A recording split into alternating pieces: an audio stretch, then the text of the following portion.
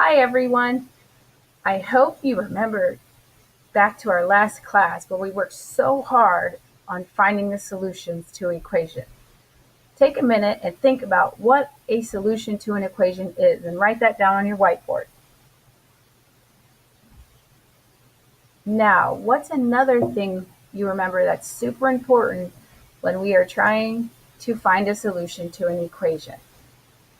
Remember, an equation is a mathematical sentence that states two expressions are equivalent. So what's the most important thing you remember when we have to keep the equivalence in the equation balanced?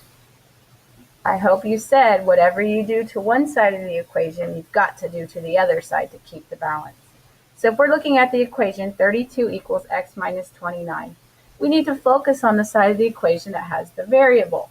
Right now our variable has 29 being subtracted from it. What is the opposite of subtracting 29? If you said adding 29, you are correct. If we want to add 29 on the right side, we must add 29 to the left side. Now we begin to simplify our equations. So subtracting 29 is the opposite of adding 29, so they cancel each other out. Now our simplified equation will look like x on the right side, and 32 plus 29 gives us a solution of 61.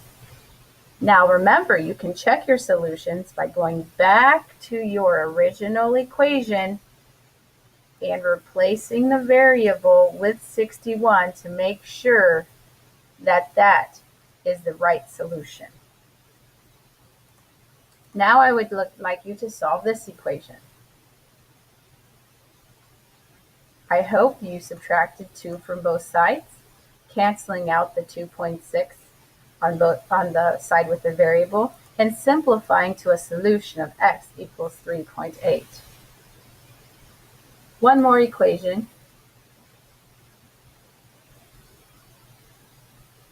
How did you get rid of plus 1.05? I hope you thought of the opposite operation of subtracting 1.05 from both sides of your equation, enabling you to simplify and cancel out those opposites and get a solution of x equaling 1.15. Now today we're going to take a look at, let me get that red circle off of there, the equations that contain multiplication and division. Think about for a minute how we might solve those. Then I want you to pause this video and watch the Math Antics video. Now we're going to take a look at these two equations. If we're solving 4x equals 44, how would we do the opposite of multiplying by 4? Well, I hope you said dividing by 4. And if you divide one side by 4, you must divide the other side by 4. 4 divided by 4 cancel each other out and simplifies to an x. 44 divided by 4 presents us with the solution x equals 11. Now what if we have division in our equation? X divided by 5 equals 15. What is the opposite of dividing by 5? That would be multiplying by 5.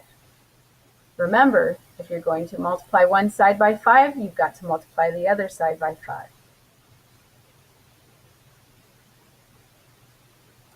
They cancel each other out. Simplify your equation. X equals 75. Please take a look at this equation and take a moment to solve it.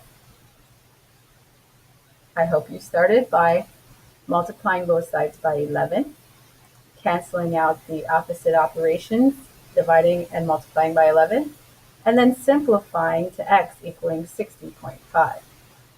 Let's try a couple more with your whiteboards. Try the one in blue, 8x equals 112. Divide both sides by 8. Simplify the opposite operations of multiplying by 8 and dividing by 8. Now simplify your equation and it now looks like x equals 14. Now we have the equation x divided by 9 equals 13.